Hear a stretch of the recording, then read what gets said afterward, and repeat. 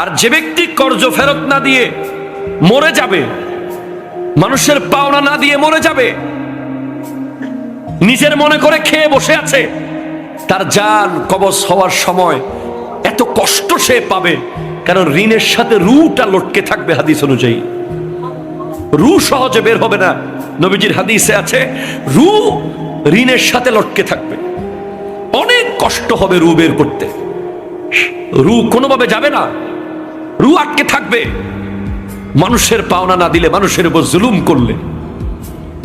আমরা তো আলহামদুলিল্লাহ নিশ্চিত মনে দোকান থেকে বাজার করি, নেন যা লাগে আপনি টাকা নেন, অসুবিধা নাই, আপনার সাথে দেখা কালকে হচ্ছে। কথা কোন ঠিক কিনা বলেন না? কারো কাছে টাকা পাইলে নিশ্চিত থাকি, একেবারে ঘুমাই শান্তিতে। একবার বলি ভাই টাকাটা দিবেন না, দুইবার বলি ভাই দিবেন না,